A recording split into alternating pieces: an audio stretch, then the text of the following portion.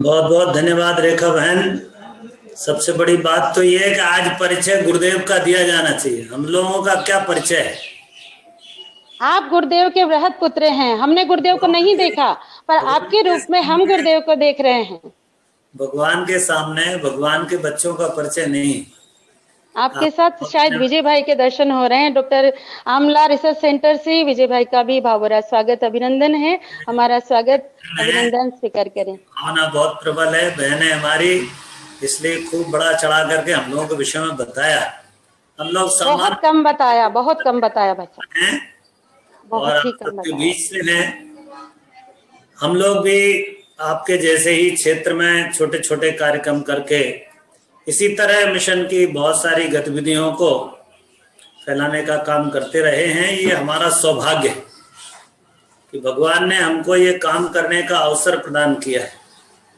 आप सब लोग जिन कामों में लगे हुए हैं वो भी ऐसे ही दिव्य कार्य हैं जिनकी तुलना किसी भी संसार के बड़े कार्य से की जा सकती है, और ये किसी भी तुलना में प्रथम नंबर पर आए। तो आइए, आज के इस विद्यारंभ संस्कार बाल संस्कार शाला से जुड़ा हुआ विषय, इसके संबंध में संक्षिप्त में पूज्य गुरुदेव का ज्ञान आप तक पहुंचाएं, उनका संदेश आप तक पहुंचाएं। उसके पूर्व एक बार गायत्री महामंत्र हमारे साथ साथ। ओम भूर्भुवः स्वः तत्सवितुर्वरेण्यं भर्गो देवस्य धीमहि धियो यो नः प्रचोदयात्। ओम गुरुर्ब्रह्मा गुरुर्विष्णु गुरुरेव महेश्वरः गुरुरेव परब्रह्म तस्मै श्री गुरवे नमः। शक्ति स्वरूपा बहनों और देवतुल भाइयों, संपूर्ण देश से जुड़े हुए हमारे कार्यकर्ता बंधुओं भगिनियों, और इस कार्यक्रम में बाल संस्कार शाला के माध्यम से अपने जीवन का, अपने आप को आगे बढ़ाने की कोशिश कर रहे प्रवेशी हमारे नन्हे मुन्ने प्यारे प्यारे बच्चों, आप सबके लिए आज बसंत पर्व पर हम परम पूज्य गुरुदेव वंदनीय माता जी के आशीर्वाद यहाँ से प्रेषित करते हैं। उनसे प्रार्थना करते हैं कि आज का ये बसंत पर्व, ये माँ सरस्वती का जन्म दिवस और परम पूज्य गुरुदेव का आध्यात्मिक जन्म दिवस आपके सबके जीवन को उज्ज्वल बनाए, प्रखर बनाए, आप बुद्धिमान बने, ज्ञानवान बने, भावनाशील बने, प्रतिभावान बने। इसी मंगल कामना के साथ में आज का जो क्रम है उसको थोड़ा सा संक्षेप में समझना आवश्यक है। संसार में सदैव समाज के तीन टुकड़े होते हैं। एक टुकड़ा, एक वर्ग वो है जिसे वर्तमान कहते हैं, एक वो है जो बीता हुआ कल है, और एक वो है जो आने वाला कल है। तो आने वाला कल और बीते हुए कल का बहुत अस्तित्व नहीं होता। यदि कोई चीज पकड़ में होती है वो सिर्फ और सिर्फ वर्तमान है। यदि वर्तमान को ही हम पकड़ सकते हैं, बीते हुए का आप सिर्फ चिंतन कर सकते हैं, आप उसका उल्लेख कर सकते हैं, उससे फायदा उठा सकते हैं, परंतु वो चीज जो गई वो आपके हाथ में नहीं है। और भविष्य भी ऐसा है जो अभी आया नहीं है, पता नहीं कल आएगा कि नहीं आएगा, कोई नहीं जानते। इसलिए भविष्य के विषय की कल्पना तो हो सकती है, योजनाएं बन सकती हैं, परंतु उसका लाभ या पीछे बीते हुए कल से प्रेरणा सिर्फ और सिर्फ वर्तमान में ली जा सकती है। इसलिए समाज इस समय को तीन वर्गों में बांटा है, और इसी तीन वर्गों के हिसाब से हमारा समाज भी बटा हुआ है। एक वर्ग वो है जो वर्तमान है, एक वर्ग जो है जो भविष्य है, एक वर्ग वो है जो बीता हुआ कल है। इसमें से बीता हुआ कल अपने अनुभव के साथ समाज में रहता है और समाज की प्रगति में योगदान करता है, बड़ी बड़ी जिम्मेदारियां अपने कंधे पर उठाता है और बड़ी बड़ी व्यवस्थाएं बनाता है। दूसरा वर्ग वो है जो वर्तमान है समाज का।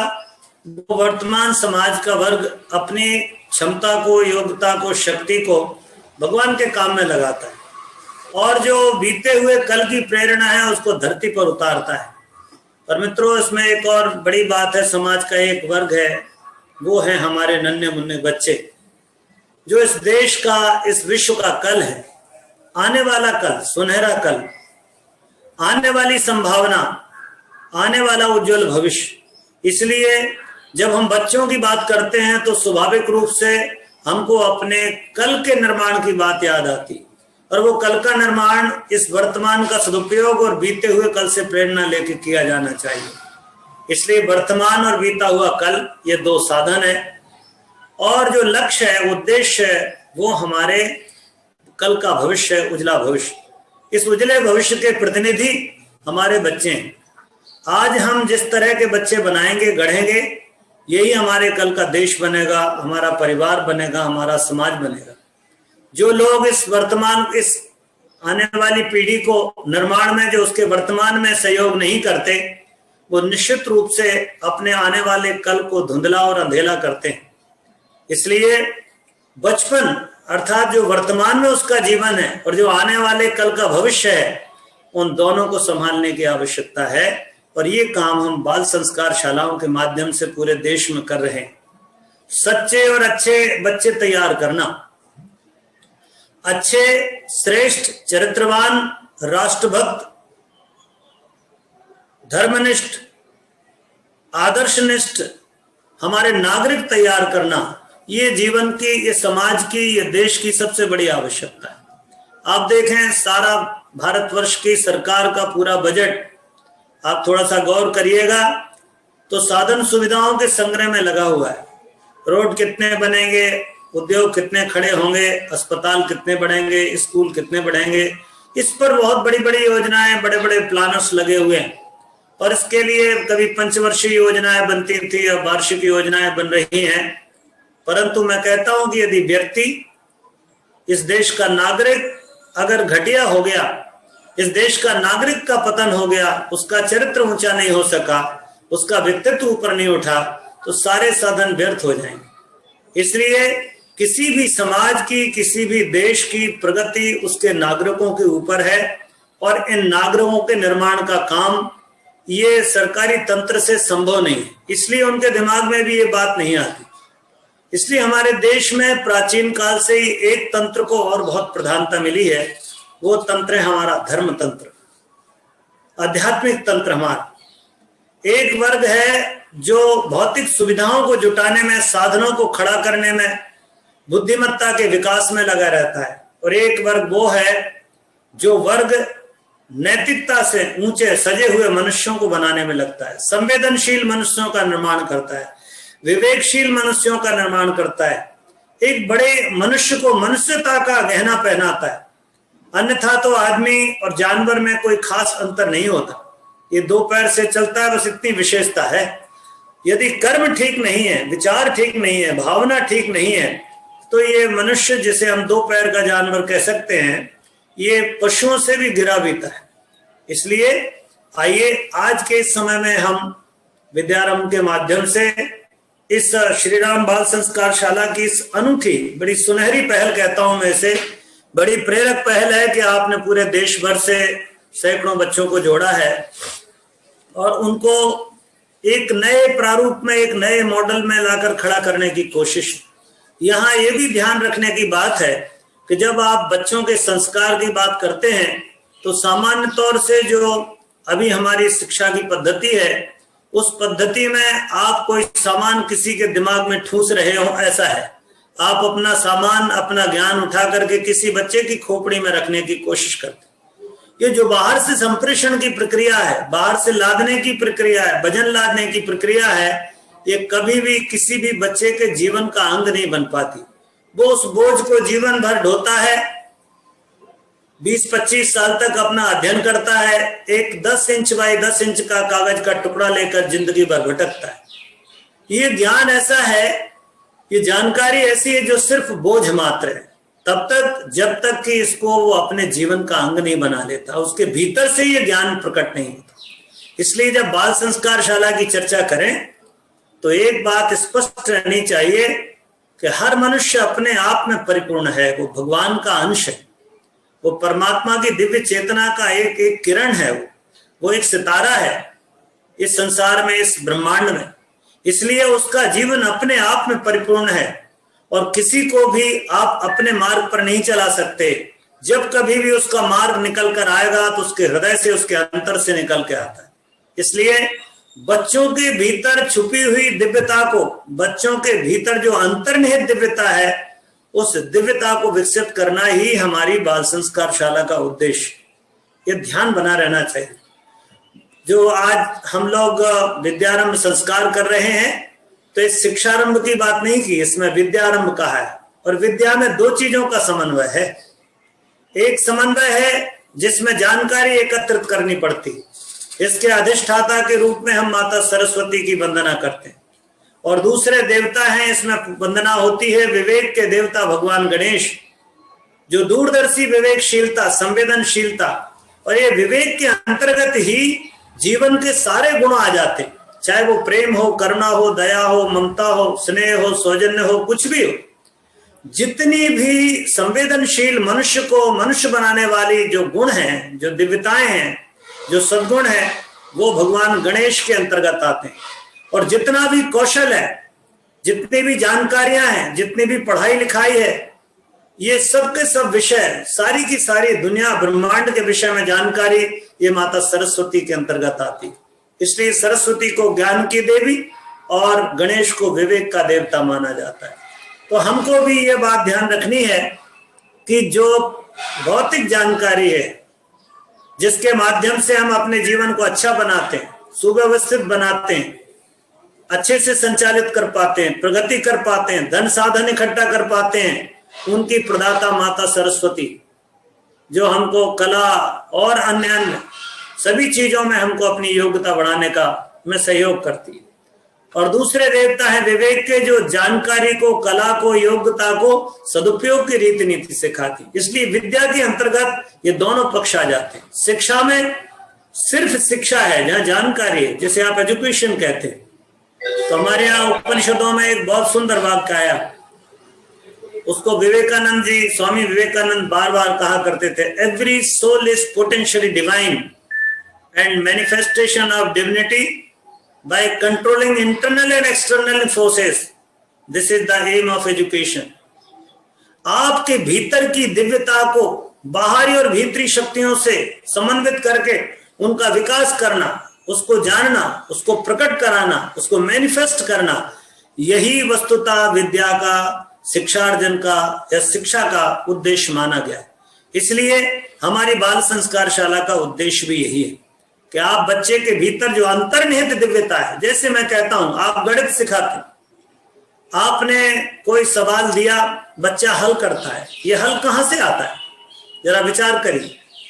आप पाएंगे हल उसके भीतर से निकल कर आता है। आपने बच्चे को तैरना सिखाया, घुड़सवारी सिखाई, ये घुड़सवारी और ये भीतर का कौशल, उसके तैरने का कौशल कहां से निकल के आता है, उसके अंतर से निकल के आता है। इसलिए हमारे शास्त्रों ने कहा कि सारा ज्ञान हमारे भीतर भरा पड़ा है। तो फिर शिक्षक की और शिक्षा तंत्र की क्या आवश्यकता है, क्यों जरूरी है, तो इस पर भी चिंतन करेंगे तो आप पाएंगे कि भीतर की दिव्यता को प्रकट होने के लिए कोई एक माध्यम चाहिए, एक प्रेरणा चाहिए। और इस प्रकट होने की प्रक्रिया में जो बाधा आती है, उसको समेटने वाला, हटाने वाला कोई चाहिए। तो दो बातें आती हैं निकलकर, एक शिक्षा है और एक शिक्षक है। हम शिक्षक को आचार्य कहते हैं। हमारी जो बहनें इस विद्यारंभ को करा रही हैं, श्री राम बाल संस्कार शाला का इतना बड़ा कार्यक्रम चल रहा है, ये बहनें हमारी आचार्य बहनें हैं। ये आचार्य का मतलब ही है जो अपने आचरण से किसी बच्चे को श्रेष्ठ प्रेरणाएं प्रदान करता है। तो आचार्य का सिर्फ इतना उद्देश्य है कि वो बच्चों को प्रेरणा दे, ताकि बच्चा अपने भीतर छुपे हुए ज्ञान को जान सके, उजागर कर सके। और जब वो उजागर कर रहा हो तो सामाजिक, परिस्थितिगत, साधनगत बहुत सारी बाधाएं आती हैं, जाति पाति से लेकर के और न जाने कितनी। ये जो बाधाएं हैं, इन बाधाओं को वो दूर कर दे, दूसरा काम उसका ये है। तो इस तरह से शिक्षक उसकी अंतर्निहित दिव्यता को प्रकट करने में सहयोग प्रदान करता है और बाधाओं को हटाता है।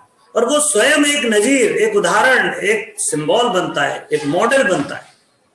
आपने देखा होगा, आप माँ कुछ कहे तो बच्ची कह देती नहीं, हमारी मैम ने ये बताया।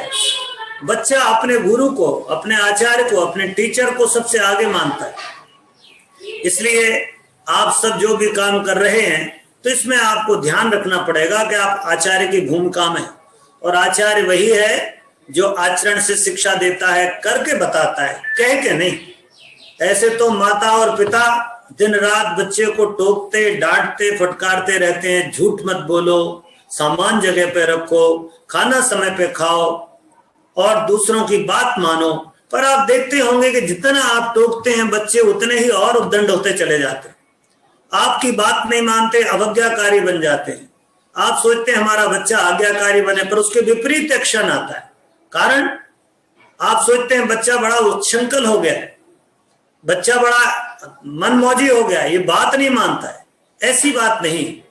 अगर आप कभी किसी बच्चे के भीतर ये भाव पाते हैं तो आपको बाल संस्कार शाला में आने वाले बच्चे के माता पिता से संपर्क करना आवश्यक हो। इसलिए तीसरा एक कैरेक्टर आता है बाल संस्कार शाला में। एक हो गए शिक्षक, एक हो गया विद्यार्थी, जिज्ञासु शिष्य, और एक हो गए माता पिता। ये तीन मिलते हैं तब ये तिकड़ी, तब ये तीन पाए तैयार होते हैं जिसपे हमारे बच्चे का और समाज का एक ढांचा खड़ा होता है, एक नया निर्माण होता है राष्ट्र का, एक नए समृद्ध और प्रगतिशील राष्ट्र की हम आधारशिला बना पाते हैं। इसलिए माता पिता, बच्चे और आचार्य, ये तीन मिलकर के जब अपनी प्रक्रिया पूरी करेंगे तो हम सच कह सकते हैं कि हम आने वाले दिनों में एक स्वर्णिम भारत का दर्शन कर पाएंगे। आइए इसी क्रम को आगे बढ़ाते हुए मैं ये भी कहता हूं कि बच्चों के तीसरी चौथी चीज जो आती है, वो चौथी चीज आती है कि आपकी अप्रोच क्या है, आप क्या चाहते हैं, आप करना क्या चाहते हैं। कोई बच्चों को आपको बताऊं, जर्मनी की बहुत पुरानी बात है, सेकेंड वर्ल्ड वॉर के आसपास की बात है, वहां पर एक पूरा प्रोस्पेक्टस तैयार किया गया और ये कोशिश की गई कि बच्चों को फ्रेम में जकड़ दिया जाए तो बच्चों का जीवन बहुत जोरदार हो जाएगा और जर्मनी बहुत आगे बढ़ेगा। परंतु वो प्रयोग, वो मॉड्यूल उनका फेल हो गया। कारण यही था कि मनुष्य एक चेतना है, ये कोई पदार्थ नहीं है, ये कोई पशु नहीं है, वो एक विकसित चेतना है। इसलिए उसकी विकसित चेतना को आप किसी फ्रेम में बंद करके अगर आप करेंगे तो टाइप के बिल्कुल मैकेनिकल बच्चे पैदा हो जाएंगे। वो उतना ही काम करेंगे जितना आप कहोगे। संवेदना से उभरने वाली बातें उनके भीतर नहीं आ पाती और उनकी संवेदना को कह सकता हूं कि एक तरह से दबा दिया जाता है। इसलिए अपने विद्यालय का वातावरण, अपनी बाल संस्कार शाला का क्या वातावरण आपने बना के रखा है, किस जगह आप बाल संस्कार शाला चलाते हैं, उन बच्चों के बीच में आप क्या बात करते हैं, क्या आपकी पाठ्य वस्तु है, ये सारी चीजें बड़ी महत्व की। हमने जब बाल संस्कार शाला का ये क्रम तैयार हम लोग कर रहे थे शांति कुंज की ओर से, तो इस बात का ध्यान आया कि चार चीजें बड़ी आवश्यक है बच्चों के लिए, जो हमारे माता पिता से भी हम निवेदन करते हैं और बच्चों से भी हम बीच में उनके प्रयोग करते हैं और आचार्यों से भी निवेदन करते हैं। एक बात तो ये है कि बच्चे को हमेशा हमारे कोशिश ये होती है समाज की इस समय कि बच्चा बाहरी दुनिया से प्रभावित हो, उसको भीतर झांकने का कभी कोई माँ बाप नहीं कहते कि वो एक क्षण आंख बंद करके अपने विषय में भी सोचे। हमारे गुरुदेव ने सबसे पहली पुस्तक लिखी थी मैं क्या हूं, और यही किसी भी मनुष्य के जीवन का पहला प्रश्न है और यही हमारे बच्चे का भी पहला प्रश्न होता है कि वो क्या है, वो कौन है। और हम उसको संतुष्ट कर देते हैं कि तू राम है, श्याम है, गणेश है, मोहन है, कोई भी नाम उसको रख देते हैं, एक काल्पनिक नाम, और उसको उस काल्पनिक नाम से उसका परिचय कराना शुरू करते। कह दे तू हिंदू है, मुसलमान है, तू ब्राह्मण है, क्षत्रिय है, वैश्य है, कोई भी नाम लेकर के हम उसका एक संबोधन फिक्स कर देते। ये जो प्रक्रिया है ये बच्चे को अपने से दूर करने की प्रक्रिया है। पहला प्रश्न उसके मन में उठता है मैं कौन हूं, और इसका समाधान वही कर सकता है, वही प्रेरणा दे सकता है जो ये जानने की कोशिश करता है कि मैं कौन हूं। इसलिए ऐसे अनेक प्रश्न उसके जीवन में खड़े होते हैं और ये प्रश्न उसके बाहर जगत से आते नहीं, भीतर से जगत से उभरते हैं, उसके मन से उभरते हैं। आप माता पिता कोई प्रेम संपर्क कर रहे हैं, कोई प्रेमालाप कर रहे हैं, बातचीत कर रहे हैं, बच्चे के मन में प्रश्न खड़ा होता है, आप उसका जवाब नहीं दे पाते। आपको स्मरण रखना पड़ेगा कि कौन कौन सी चीजें बच्चे के भीतर प्रश्न के रूप में पैदा हो रही हैं और उनके समाधान क्या हो सकते हैं। इसलिए पहला विषय यह है कि बच्चे को भीतर झांकना सिखाइए ताकि वो अपने जीवन के रहस्य को, अपने और आपके संबंध को और इस संसार से उसका क्या संबंध है, और जिसे हम परमात्मा एक अज्ञात शक्ति कहते हैं, वो परमात्मा के साथ में वो कौन है, ये जान सके। इसलिए हमने पहला खंड जो है वो ईश वंदना के नाम से रखा है, उस परम पिता की वंदना करो। वो कोई भी हो सकता है, मुसलमानों का, ईसाइयों का, बौद्ध का, सिख का, जैनी का, हिंदू का, किसी का भी भगवान हो, वस्तुतः वह एक ईश्वर ही है। तो ये पहला प्रयोग था जिसमें बच्चे को जो दिव्य, हमारे गुरुदेव कहते थे बेटे भगवान दिव्य गुणों का समुच्चय है, आदर्शों का समुच्चय है। तो आदर्शों से, दिव्य गुणों से बच्चे का परिचय कराना और उसके भीतर उसकी आत्म चेतना को, आत्मचिंतन को पैदा करना, ये पहला था। दूसरा कहा गया, दूसरा विषय आया कि बच्चे को प्रेरणा मिलनी चाहिए कि वो भी महान बने। तो महान बनाने के लिए जो हमारे प्राचीन काल में अभी तक जो भी आचार्य हुए, जो मुनि हुए हैं, जो ऋषि हुए, जो संत हुए, जो शहीद हुए, जो दिव्य पुरुष हुए, सुधारक हुए, ऐसे महामानवों से संबंधित जीवन चरित्रों का पठन पाठन, उनके विषय में बताना, ये दूसरा विषय रखा गया। आपने देखा होगा गांधी जी हरिश्चंद्र से प्रभावित हो गए और सत्यवादी बन गए। ऐसे सैकड़ों उदाहरण हमारी संस्कृति में दिखते हैं। आपके अपने जीवन में भी ये जरूर कहीं ना कहीं एक प्रभाव डला होगा। कोई व्यक्ति आपको बहुत छू गया होगा, कोई आपको बहुत निकट से स्पर्श कर गया होगा आपकी आत्मा को, और आपको लगता होगा कि मैं ऐसा बनाऊं, मेरा ये आदर्श है। बच्चों में भी ऐसा ही होता है। शुरू शुरू में बच्चे अपनी माँ को आदर्श बना लेते, माँ के आंचल से बाहर होते हैं तो अपने पिता को आदर्श बनाते, पिता से बाहर आते हैं तो अपने विद्यालय के आचार्य को, शिक्षक को आदर्श बना लेते हैं। उससे ऊपर चलते हैं कॉलेज में, और फिर किसी हीरो हीरोइन को या फिर किसी खिलाड़ी को अपना आदर्श बना लेते हैं, क्योंकि उनके सामने हम एक सचमुच का आदर्श नहीं रख पाते। ये एक यथार्थ आदर्श जो उसके जीवन का हो सकता है, वो जीवन का आदर्श उसके समक्ष नहीं रख पाते। इसलिए बच्चा अपना सही आदर्श चुने, अपनी रुचि अभिरुचि के अनुसार किसी महामानव को अपने जीवन का आदर्श मान ले, उससे थोड़ी प्रेरणाएं ले। चलना तो उसको स्वयं ही है, महान तो वो स्वयं ही बनेगा, तभी बनेगा। कोई दूसरा बच्चा विवेकानंद नहीं बना आज तक। विवेकानंद जी को जाए हुए 150 से अधिक वर्ष हो गए, पर कोई दूसरा विवेकानंद नहीं बन सकता। हो सकता है विवेकानंद से कोई बेहतर बन जाए। तो प्रेरणा उसको मिले विवेकानंद से, रामकृष्ण से, रामतीर्थ से, पंडित श्री राम शर्मा आचार्य से, शहीदों से, राजनेताओं से, किसी से भी मिल सकती। ऐसा उत्कृष्ट जीवन जीने की प्रेरणा देने वाले महापुरुषों की जीवनियां, उनसे जुड़े हुए प्रसंग, उनकी छोटी छोटी कथाएं बच्चे को सुना। तीसरा जो क्रम था कि जो सबसे बड़ी जरूरत है, ये तो बाहर की जगत है, प्रेरणा है, पर उसका जीवन कैसा हो, उसकी लाइफ स्टाइल कैसी हो, उसके खाने पीने, रहने, उठने, बैठने, चलने फिरने, वार्तालाप करने, मित्रता करने, अध्ययन करने का संस्कार कैसा हो। तो एक जीवन पद्धति का शिक्षण जीवन विद्या के रूप में बच्चों के सामने प्रस्तुत किया गया कि बच्चे अपने जीवन को किस स्टाइल में कैसे जिएं। अरे स्कूल भी जाते हैं तो स्कूल कैसे जाना, दोनों में बड़ा अंतर है। आप लौट के आए, आप बस्ता तो हर आदमी आकर के बच्चा अपने घर में रखता है, पर बस्ते अपना बैग रखने का एक कौशल है, एक कला है। आप जूते उतारते हैं, हर दिन जूते रखते हैं, मोजे उतारते हैं, मोजे रखते हैं अपने, पर मोजे और जूते रखने की भी एक कला कौशल है। यदि वो नहीं आती तो यही फुहड़ता में बदल जाती। इसलिए प्रत्येक जीवन की एक्टिविटी या तो कला कहलाएगी या फुहड़ता कहलाएगी। आप अपने बच्चे को क्या बनाना चाहते? भोजन कर रहा है आदमी, बड़े जोर जोर से चप चप की आवाज निकालता है, ये फुहड़ता है। और भोजन करता है आदमी, पता भी नहीं लगता, बड़े मजे से चबा चबा के भोजन कर रहा है। तब उसको आप देखेंगे कि उसको उसकी उस बात की प्रशंसा हो जाएगी। छोटे से कपड़े पहनने का किस तरीके का शऊर है, ये समझ में आना चाहिए। तो इस तरह से बच्चे की दिनचर्या को, जीवनचर्या को व्यवस्थित करना और उस बच्चे को महानता की ओर प्रेरित करना, ये तीसरा चरण था जीवन पद्धति का शिक्षण। ये बड़ी जरूरत। आज दुनिया में जितनी बीमारियां हैं, इन सारी बीमारियों में से अधिकांश बीमारियों का कारण लाइफ स्टाइल डिस्टर्बेंस है।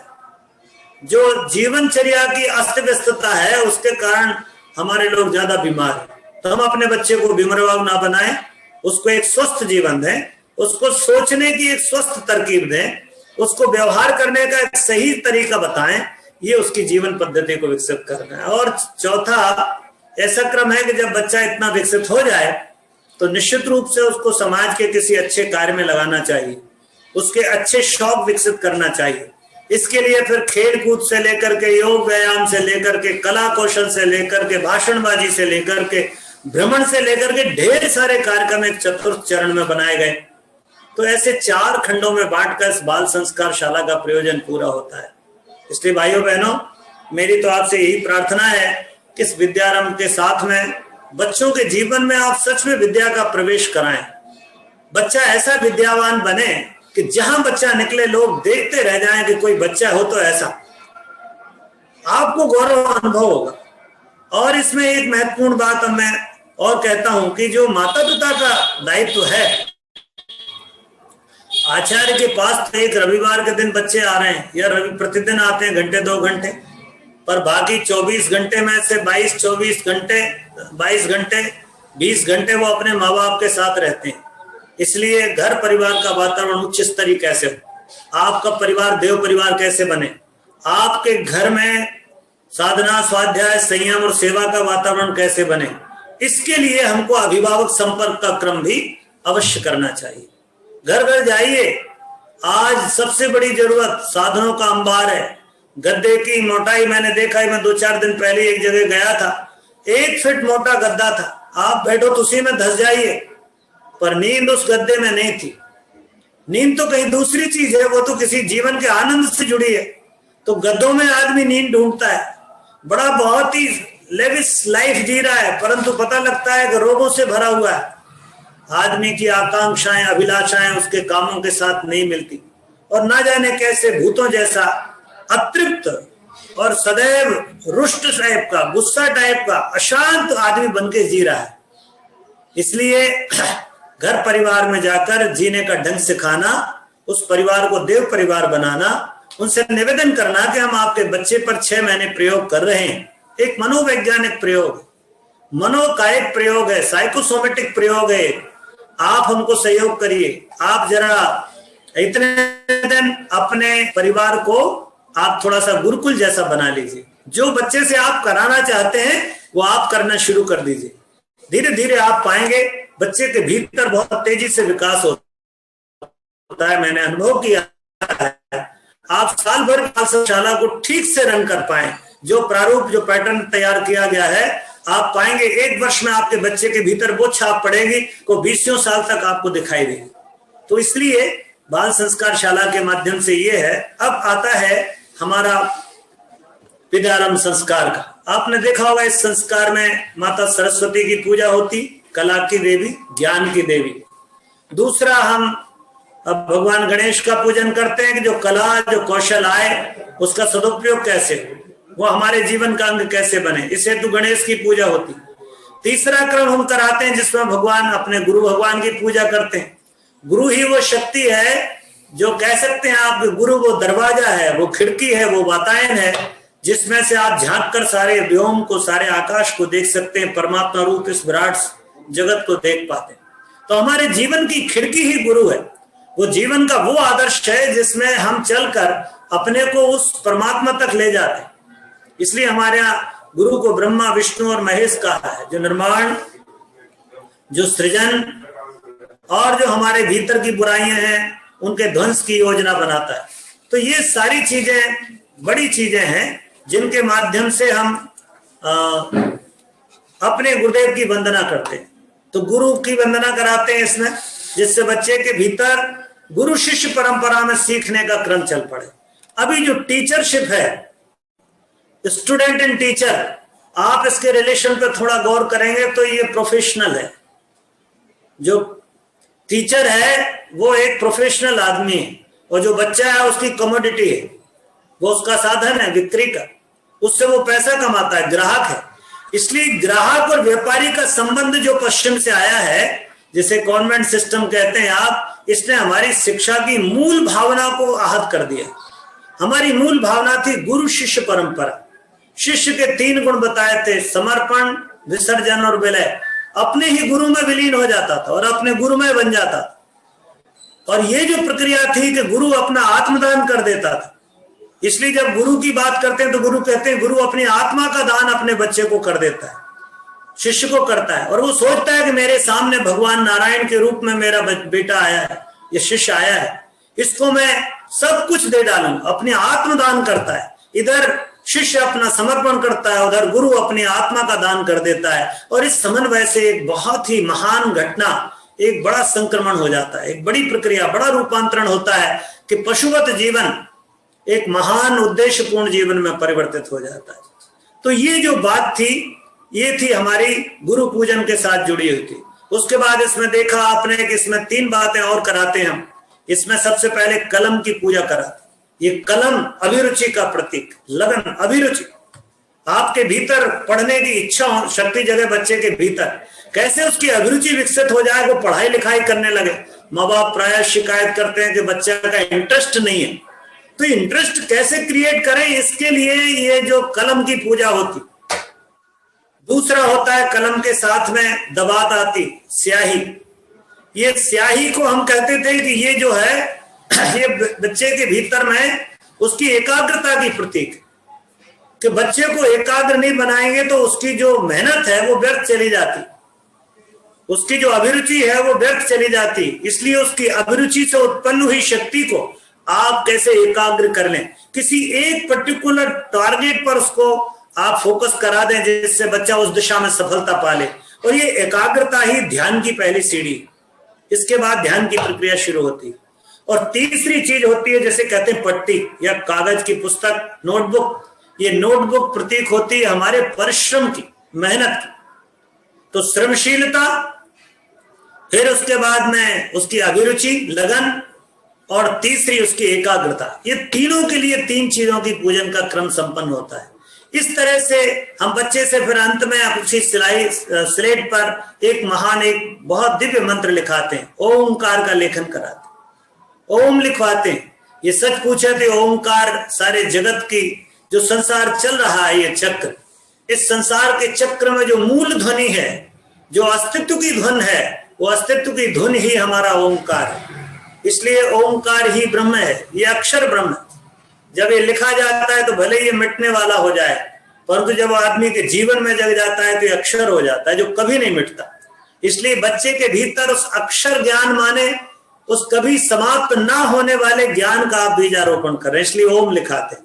तो ओम ही ज्ञान का बीज है, ये सारे वेदों का मूल है, ये सारे शास्त्रों का मूल है, ये जीवन का मूल है। ये वो स्वर है जो इस ब्रह्मांड के संचालन में स्वयं बिना किसी घर्षण के उत्पन्न हो रहा है। इसलिए इसको अनाहत कहा जाता है, अनहत कहा जाता है, अनहत नाद है, इसलिए इसको नाद भी कहा जाता है। और हमारे शास्त्रकारों ने ऐसे दिव्य ज्ञान को नाद की संज्ञा दी है, अर्थात ओंकार की संज्ञा दी। तो ये कुछ ऐसे कर्मकांड इसके साथ जुड़ेंगे जिनमें हम बच्चों के भीतर ये प्रयोग करेंगे। तो मैं आपसे प्रार्थना करता हूं कि इस छोटे से कर्मकांड के माध्यम से 5-7 मिनट में क्रम पूरा होगा। और माता पिता अपना दायित्व समझें। जो आचार्यगण जुड़े हैं उनसे भी मैंने प्रार्थना की कि उनकी भूमिका अत्यंत महत्वपूर्ण है, वो ही प्रेरक हैं, वो कैटलिस्ट हैं। सामान्य तौर से आपने देखा होगा गुरु कैटलिस्ट का काम करता है। 2 पदार्थ हैं आपस में, एक परमात्मा है, एक मनुष्य की चेतना है। ये दोनों आपस में रिएक्शन नहीं कर पाते, पर गुरु कैटलिस्ट बन के आता है और दोनों का एक रिएक्शन करा के तीसरी चीज पैदा कर देता है, अद्वैत। और कैटलिस्ट अलग हो जाता है। आप देखिएगा रासायनिक क्रियाओं में उत्प्रेरक की भूमिका यही है कि उत्प्रेरक 2 पदार्थों को मिलाकर के, 2 रसायनों को मिलाकर के तीसरा रसायन बना देता है और स्वयं अलग हो जाता है। ये जो भूमिका है, ये भूमिका हमारा गुरु निभाता है। इसलिए हम लोग मिलकर आज इस प्रक्रिया को पूर्ण करेंगे। और इसके साथ ही अब मैं भाई सदानंद जी से निवेदन करता हूं कि वो सूत्र रूप में इस प्रक्रिया को पूरा कराएं। हमारा जो श्री राम बाल संस्कार शाला जो हमारी बहुत सारी सभाएं भी आयोजित करता है, साधना के क्रम, स्वाध्याय के क्रम, नियमित रूप से भगवत गीता का स्वाध्याय, महापुरुषों के जीवन के प्रसंग में पल्लवी दीदी से भी बात करता रहा हूं। उनने बताया कि महापुरुषों के जीवन से संबंधित संस्मरणों को भी बच्चों को पढ़ने देना, उन पर बच्चों के द्वारा काम कराना, नारी जागरण, ऐसे समय समय पर बहुत सारे संस्कार, अन्नप्राशन से लेकर के अन्य भी पुंसपन आदि ये संस्कार भी संपन्न कराते हैं। तो निश्चित रूप से मैं पुनः आप सबको बहुत बधाई देता हूं कि आपने जो युग निर्माण का मूल मंत्र है व्यक्ति निर्माण, और व्यक्ति निर्माण का जो स्रोत है, आदि स्रोत है, जो प्रस्थान बिंदु, वो है बाल संस्कार शाला, उसको आपने अपने हाथ में लिया है। आपके उन हाथों का, आपके विचार का और आप सबका बहुत बहुत अभिनंदन। मैं अपनी बात समाप्त करता हूं। आगे सदानंद जी भाई साहब आपको कर्मकांड कराएंगे।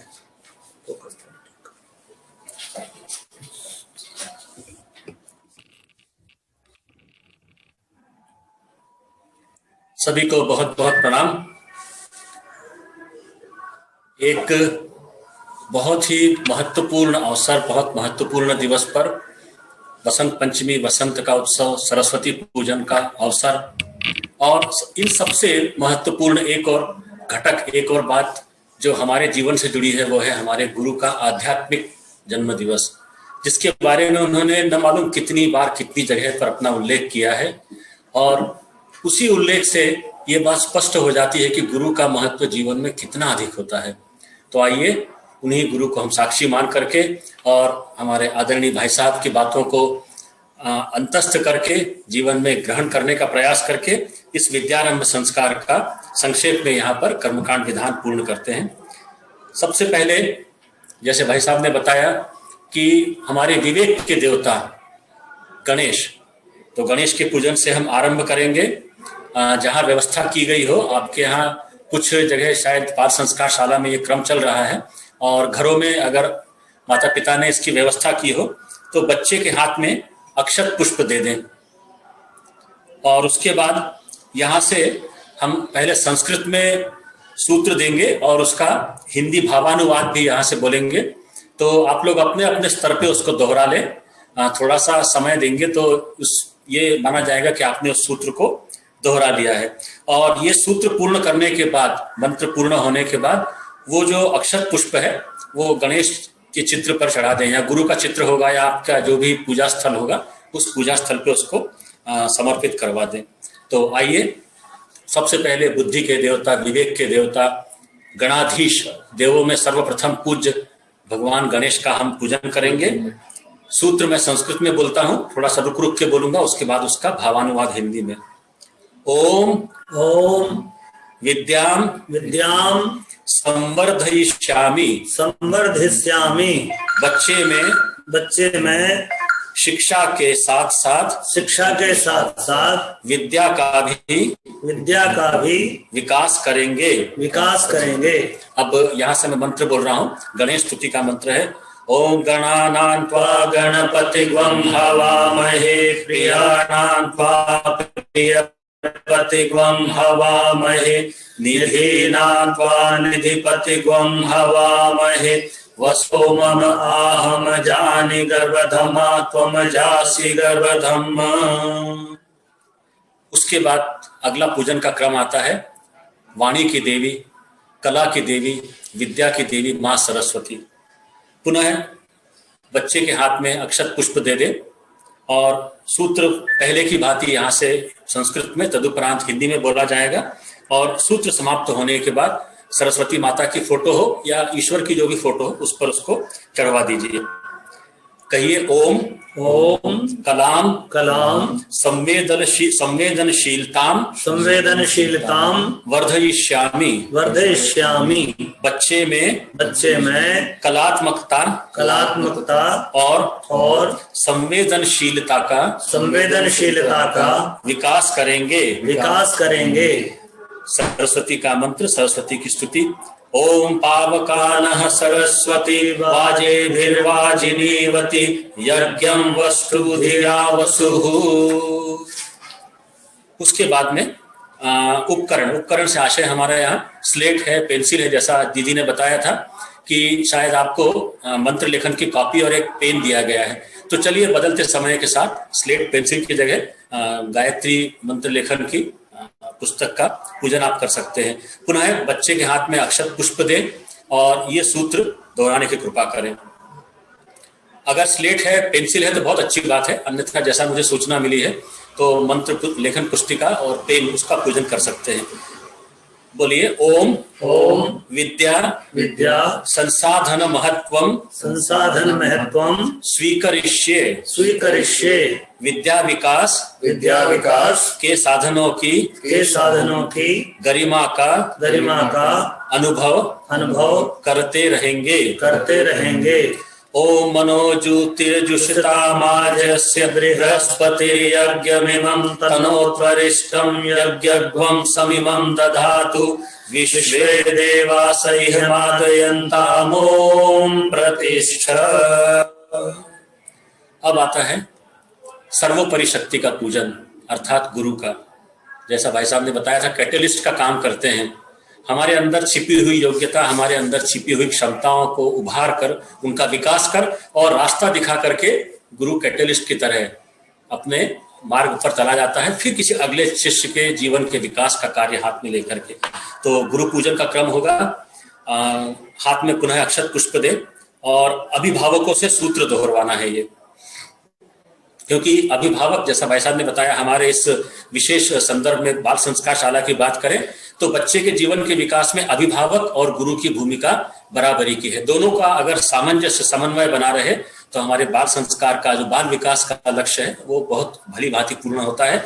स्क्रीन पर परम पूज्य गुरुदेव, परम वंदनीय माता जी और ज्ञान की देवी माँ गायत्री का चित्र आ गया है, इसका भी पूजन कर सकते हैं। हाथ में अक्षत पुष्प दें और अभिभावक और बच्चे दोनों दोहराएं इसको, क्योंकि गुरु दोनों के होना चाहिए जीवन में। कहें ओम ओम आचार्य निष्ठाम वर्धयिष्यामि शिक्षकों गुरुजनों के प्रति निष्ठा को सतत बढ़ाते रहेंगे। अब मंत्र के उपरांत वो जो अक्षत पुष्प है तो अभिभावक और आचार्य दोनों गुरु को समर्पित कर देंगे जो भी चित्र। ओम अज्ञानतिमिरान्धस्य ज्ञानाञ्जनशलाकया चक्षुरुन्मीलितं येन तस्मै श्री गुरवे नमः। अब यहाँ अक्षर लेखन पूजन है। तो जैसे आपके बच्चे तो पहले से अक्षर लेखन कर रहे हैं, गायत्री मंत्र कर रहे हैं, साधना कर रहे हैं, तो या तो उनको कहें कि वो कॉपी पर, जो अभिभावक और बच्चे जुड़े हुए हैं, कॉपी पर जो मंत्र लेखन की कॉपी है उसके पहले पृष्ठ पर ओम लिख दें। तो एक हाथ से पकड़ के ओम लिखवा दें उनसे। और सूत्र यहाँ से पुनः बोला जा रहा है तो ये सूत्र भी दोहरवाना है। कहिए ओम नीति निष्ठाम वर्धयिष्यामि बच्चे में नीति के प्रति निष्ठा की वृद्धि करते रहेंगे। अब गायत्री मंत्र बोलते हुए या तो ओम भूर्भुवः स्वः लिखाएं या पूरा मंत्र अगर लिख सकते हो और उस पर अक्षत पुष्प चढ़वा दें। तो यहाँ पर हमारा ये विद्यारंभ का एक छोटा सा क्रम जो बहुत महत्वपूर्ण है यहाँ संपन्न होता है। इसके बाद आगे की एक बार मंत्र बोलते हैं तब तक लिखने का क्रम होगा। ओम भूर्भुवः स्वः तत्सवितुर्वरेण्यं भर्गो देवस्य धीमहि धियो यो नः प्रचोदयात्। ओम मंगलम भगवान विष्णु मंगलम गरुड़ध्वज मंगलम पुंडरीकाक्षो मंगलाय तनो हरि। इस तरह से कर्मकांड का क्रम पूरा होता है। बहुत संक्षिप्त कर्मकांड रखा गया। आइए अब हम लोग दीप जलाएंगे। आपने दीप सजा के रखे होंगे, दीपों को प्रज्वलित करेंगे और उसके साथ ही उनकी साक्षी में एक छोटा सा संकल्प इस विद्यारंभ का होगा। तो आइए दीप जलाएं सब मिलकर। अपने अपने जो आपने व्यवस्थाएं बनाई होंगी, माचिस रखी होगी, माचिस से दियों को प्रज्वलित करिए। ओम भूर्भुवः स्वः द्यौरेव भूम्ना पृथिवीवरिम्ना तस्यास्ते पृथिवी देवयजनि पृष्ठे अग्निं मन्नाद्यायादधे अग्निं दूतं पुरोदधे हव्यवाहमुपब्रुवे देवयजनि धूपम् आसादयादिः। ॐ अग्ने नमः आवाहयामि स्थापयामि ध्यायामि। दीप प्रज्वलित कर लें। आइए, हम जब तक आप दीप जला रहे हैं तब तक एक छोटी सी प्रार्थना भगवान सविता की हम लोग करते हैं। शुभ ज्योति के पुंज अनादि अनुपम ब्रह्मांड व्यापी आलोक करता, दारिद्र्य दुख भय से मुक्त कर दो, पावन बना दो हे देव सविता, पावन बना दो हे देव सविता। ऋषि देवताओं से नित्य पूजित हे भर्ग भव बंधन मुक्त करता, स्वीकार कर लो वंदन हमारा, पावन बना दो हे देव सविता, पावन बना दो हे देव सविता। हे योगियों के शुभ मार्ग दर्शक, सद्ज्ञान के आदि संचार करता, प्रणिपात स्वीकार लो हम सभी का, पावन बना दो हे देव सविता, पावन बना दो हे देव सविता।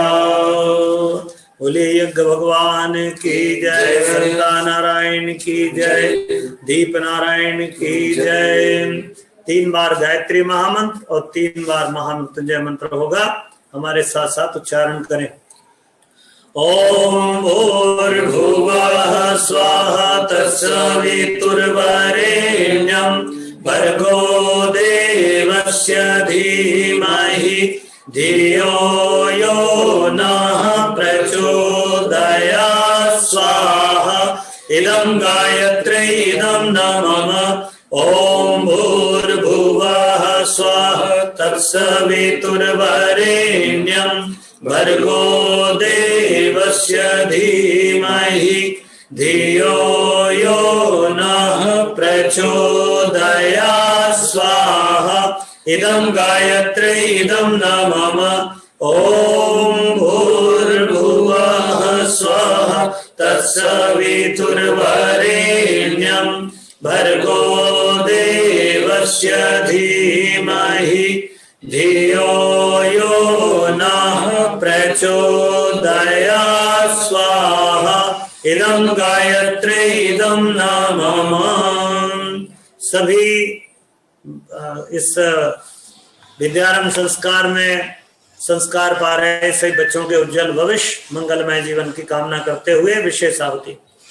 ओम त्र्यंबकं यजामहे सुगंधिं पुष्टिवर्धनम् उर्वारुकमिव बन्धनान् मृत्योर्मुक्षीयमामृतात् स्वाहा।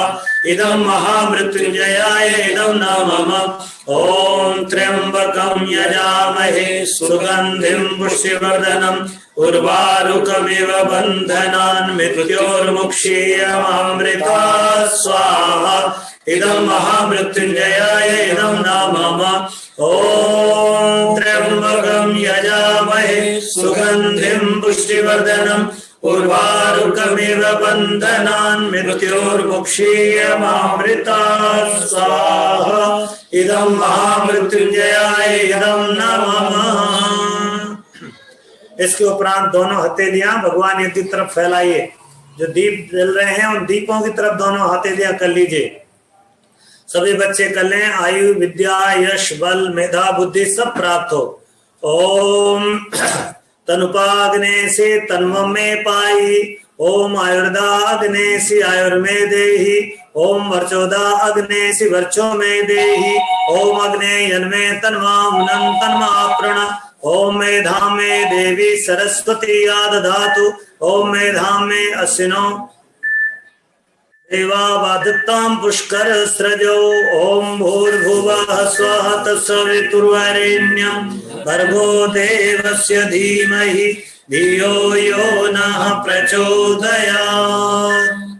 इसके उपरांत आइए अब उस दीप की थाली को उठाइए और अपने जो सामने मूर्ति दिखाई दे रही हो, आपके फोटो दिखाई दे रहे हैं, आइए भगवान की संक्षिप्त आरती करते हैं।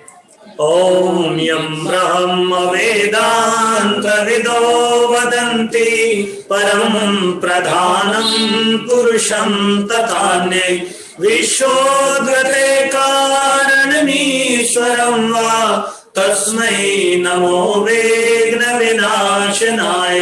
ओम यं ब्रह्मा वरुणेन्द्र रुद्र मरुतः स्तुवन्ति दिव्यैस्तवैः वेदैः साङ्गपदक्रमोपनिषदैर्गायन्ति यं सामगा। ध्यानावस्थितसर्गतेन मनसा पश्यन्ति यं योगिनो यस्यान्तं न विदुषुरासुरगणा। देवाय तस्मै नमः, देवाय तस्मै नमः।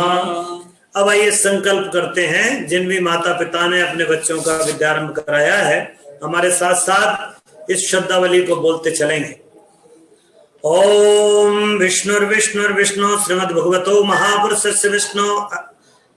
इसके साथ ही बोलिए अद्य अपना गोत्र का नाम लीजिए। अमुक गोत्रोत्पन्न अपना नाम लीजिए। अमुक नाम हम विद्यारंभ संस्कार सिद्ध्यर्थम देवानां तुष्ट्यर्थम देव दक्षिणांतर्गते विद्यां संवर्धिष्यामि कलात्मकतां संवेदनशीलतां वर्धिष्यामि विद्या संसाधन महत्तम स्वीकरिष्ये आचार्य निष्ठां वर्धिष्यामि नीति निष्ठां वर्धिष्यामि इत्येषां व्रतानां धारणार्थं संकल्पम अहं करिष्ये। हाथ जोड़ के भगवान को नमन करें, माँ सरस्वती को नमन करें। ओम नमो स्तवनन्ताय सहस्रमूर्तये सहस्रपादाक्ष शिरोरुबाहवे सहस्रनाम्ने पुरुषाय शाश्वते सहस्रकोटि युगधारिणे नमः सहस्रकोटि युगधारिणे नमः। आपकी विद्या सबके लिए मंगलकारी हो, इस हेतु शुभकामना। ओम स्वस्ति प्रजाभ्यां परिपालयन्तां न्यायेन मार्गेण महीषा गोब्राह्मणेभ्यो शुभमस्तु नित्यं लोका समस्ता सुखिनो भवन्तु सर्वे भवन्तु सुखिनः सर्वे सन्तु निरामया सर्वे भद्राणि पश्यन्तु मा कश्चित् दुःखमाप्नुयात्। श्रद्धां मेधां यशा प्रज्ञां विद्यां पुष्टिं श्रियं बलं तेजायुष्यमारोग्यं देहि मे हव्यवाहन देहि मे हव्यवाहनम्। अब जो पात्र में थोड़ा बहुत जल रखा हो तो सबके ऊपर अभिसिंचन कर दीजिए। ओम द्यौः शांति अंतरिक्षं शांति पृथ्वी शांतिरापः शांतिरौषधयः शांतिः वनस्पतयः शांतिर्विश्वे देवा शांतिर्ब्रह्म शांतिः सर्वगं शांतिः शांतिरेव शांतिः सामा शांतिरेधि। ओम शांतिः शांतिः शांतिः सर्वारिषु शांतिर्भवतु। आप सभी अभिभावकों को, कार्यकर्ताओं को, आचार्य भैया दीदी बहनों को और हमारे प्यारे प्यारे बच्चों को बसंत पर्व का और विशेष तौर से आपके विद्यारंभ पर्व पर आप सबको बहुत बहुत शुभकामनाएं, बहुत बहुत मंगल कामनाएं।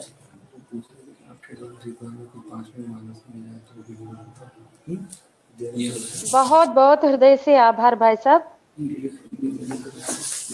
आपका बहुत बहुत हृदय से आभार। और आज जो बच्चों का एक दूसरा संस्कारों का जो बीजारोपण आपने किया है, ये निश्चित ही एक ऐसी पौध, एक ऐसी भावी पीढ़ी इतनी दिव्यता के साथ निकल कर आएगी कि सब राष्ट्र इसको देखेगा, पूरा विश्व इसको देखेगा। जो भी गुरुदेव जिसका भी समय और श्रम भगवान के इस खेत में जो बो रहे हैं, पूरे आचार्य, पूरी टीम और जो बच्चे सहयोग कर रहे हैं, हम आपको बताना चाहेंगे भाई साहब कि ये नन्हे नन्हे बाल गोपाल जो हैं, ये पिछले वर्ष से साधना भी करते हैं, मंत्र लेखन साधना और चैंटिंग भी ये बिल्कुल नियमित रूप से करते आ रहे हैं। इनका मंत्र लेखन साधना, योग प्राणायाम, महापुरुषों का स्वाध्याय और इनसे जुड़े परिजन, नारी जागरण के माध्यम से उस मंच से जुड़ती बहनें, संगीत से आत्मीयता विस्तार का क्रम चलता है, जिसमें जो प्रतिभा है उसको लेकर हम सब एकजुट होते हैं। आपका आशीर्वाद यूं ही मिलता रहे, आप ऐसे ही हमारे बीच में अपना आशीर्वाद और मार्गदर्शन देते आते रहें। तो आपका हृदय से पुनः पुनः आभार भाई साहब। पूरी टीम का, सदानंद भाई साहब, केपी दुबे भाई साहब, विजय भैया को, सभी को आभार